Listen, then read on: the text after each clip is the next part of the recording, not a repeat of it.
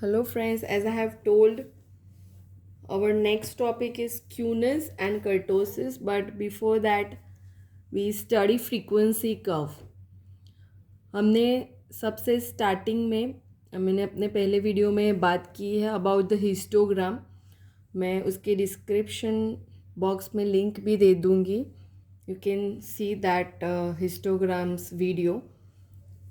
हमें frequency curve अगर draw करना है तो सबसे पहले हिस्टोग्राम ड्रॉ करना पड़ेगा. यहाँ पे मैंने एक डेटा ले लिया है कंटिन्यूस फ्रीक्वेंसी डिस्ट्रीब्यूशन का, और उसके लिए हमें फ्रीक्वेंसी कर्व ड्रॉ करना है. तो यू कैन सी दैट यहाँ पे जो फ्रीक्वेंसी डिस्ट्रीब्यूशन है उसमें हर एक इंटरवल की लेंथ इक्वल है. सो यहाँ पे जो भी फ्रीक्वेंसी दी है हमें नंबर ऑफ़ स्टूडेंट्स, उसके हिसाब से ही हम यहाँ पे रेक्टेंगल्स ड्रॉ कर देंगे.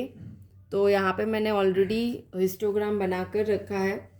नंबर ऑफ़ स्टूडेंट्स यानी कि जो फ्रीक्वेंसी है वो वाई एक्सिस पर आएगी और एक्स एक्सिस पर होंगे हमारे क्लास इंटरवल्स के पॉइंट्स. ओके, सिंस यहाँ पे मैंने डायरेक्टली 15 से स्टार्ट किया है इसलिए यहाँ पे ये जिगजैग यूज़ करना ज़रूरी है. अब ये फ्रीक्वेंसी फ्रीक्वेंसी कर्व के लिए सबसे पहले हमने जो हिस्टोग्राम ड्रॉ कर लिया है उसमें अब हर एक रेक्टेंगल का मिड पॉइंट हम लोकेट कर लेंगे.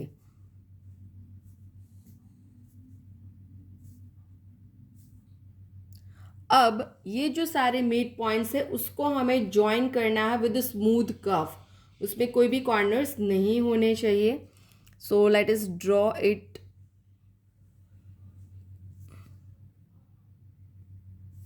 Without any corners, we smoothly draw this curve. So this is called the frequency curve. Okay, इसको यहाँ पे ज्वाइन करना ज़रूरी है तभी वो पूरा डिस्ट्रीब्यूशन का एरिया लेगा. राइट, अगर ये जो पॉइंट्स है उसको हम लाइन सेगमेंट से ज्वाइन करें तो उसको हम कहेंगे फ्रीक्वेंसी पॉलीगॉन, और अगर वो स्मूथ है तो वो होगा फ्रीक्वेंसी कर्व. इसी फ्रीक्वेंसी कर्व्स के शेप्स के बारे में इस वीडियो में हमें बात करनी है. So that is the first point is skewness. Okay, skewness और कर्टोसिस दो है यहाँ पे. सबसे पहले हम बात करते हैं skewness. So what is skewness? Skewness gives the measurement for the symmetry. Okay, तो स्क्यूनेस का मतलब है लैक ऑफ सिमेट्री, यानी कि सिमेट्री नहीं होना जो होता है वो है स्क्यूनेस. उसको एसिमेट्री भी बोलते हैं.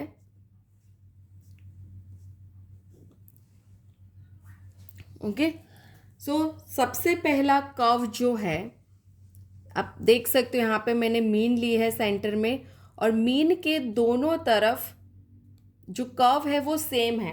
अगर मैं पेपर को यहाँ से फोल्ड करूँगी सेंटर से तो ये दोनों ओवरलैप होंगे. राइट, सो ऐसे डिस्ट्रीब्यूशन को हम सिमेट्रिक डिस्ट्रीब्यूशन कहते हैं. ओके, और सिमेट्रिक डिस्ट्रीब्यूशन में मीन, मोड एंड मीडियन तीनों कोइंसाइड होते हैं.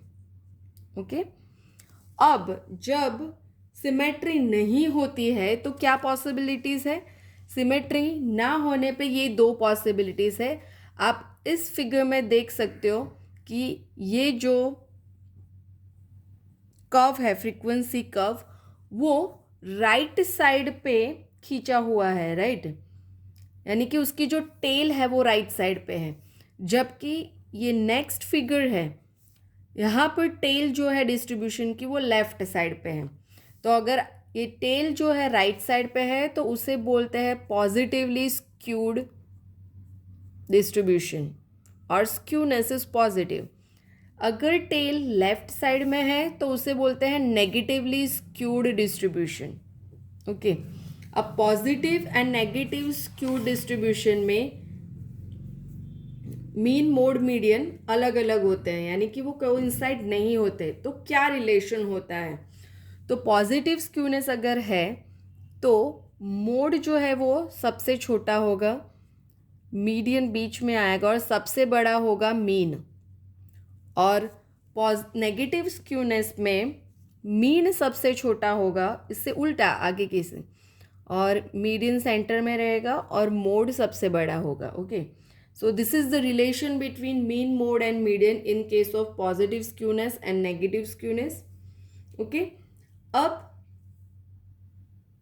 हर एक बार तो ये ड्रॉ करना पॉसिबल नहीं है. सो उसके लिए कार्ल पियर्सन ने एक कोफिशिएंट सजेस्ट किया था. वो है Karl Pearson's coefficient of skewness.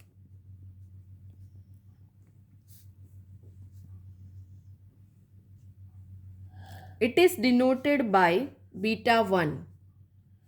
Beta 1 is equal to mu 3 square upon mu 2 cube, है ना.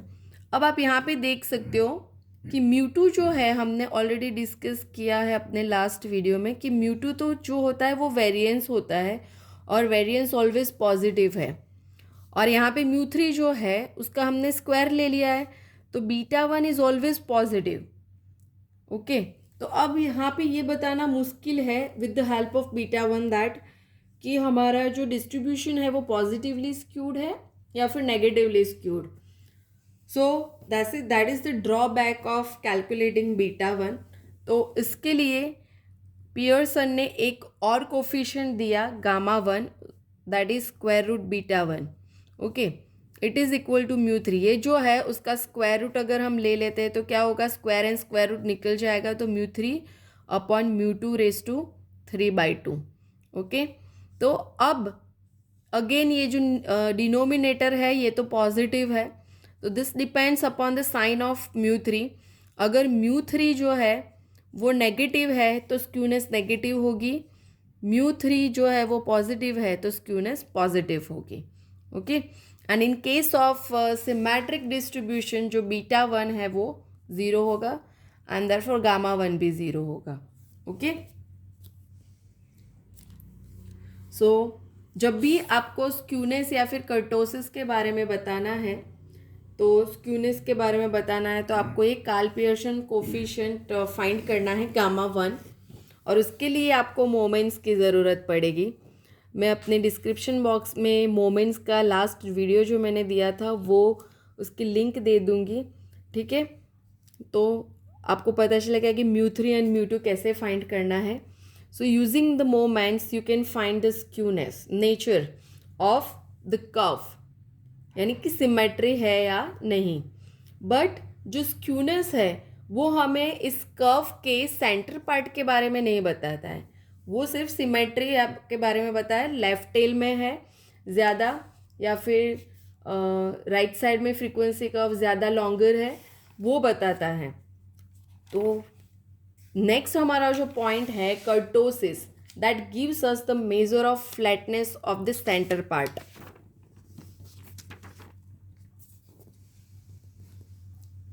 Okay, it is also known as the convexity of the curve.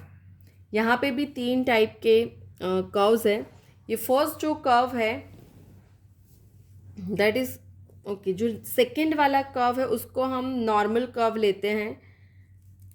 This is called the normal curve. You can see that कि ये जो इसका centre part है ना तो वो ज़्यादा फ्लैट है ना तो ज़्यादा पिक्ड है. Okay, this is known as the mesokurtic curve. Okay, इसका जो मिडिल पार्ट है it is also known as the hump. ये जो मिडिल पार्ट है वो ना तो ज़्यादा पिक्ड है ना तो ज़्यादा फ्लैट है.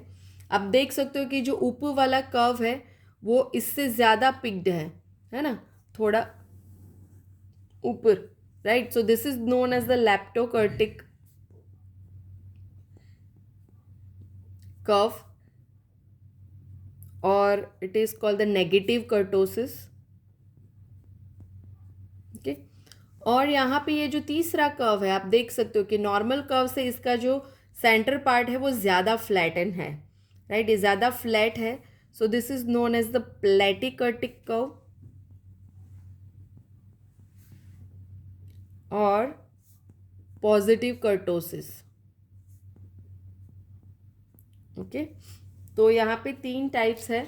अब ये कैसे पता चलेगा कि कौन से टाइप का कर्टोसिस है, पॉजिटिव है, नेगेटिव है या फिर ये नॉर्मल है, तो उसके लिए भी कार्ल पियर्सन ने कोफिशिएंट्स दिए हैं and that is equal to beta 2. It is given by the formula μ4 upon μ2 square. अब यहाँ पे बीटा 2 के कोई भी ड्रॉबैक्स नहीं है, बट फिर भी गामा 1 की तरह यहाँ पे गामा 2 भी डिफाइन किया गया है and that is equal to beta 2 minus 3. Okay, तो जो मेसोकर्टिक कर्व है उसके लिए बीटा 2 की वैल्यू है 3. सो ऑब्वियसली गामा 2 क्या होगा, 0. फिर जो प्लेटिकर्टिक है ना, उसके लिए बीटा 2 की वैल्यू है less than 3. So obviously gamma 2 क्या होगा, लेस देन 0. एंड लेप्टोकर्टिक के लिए बीटा 2 की वैल्यू है ग्रेटर देन 3 और gamma 2 is greater than 0. Okay, तो इस तरीके से हम यहाँ पर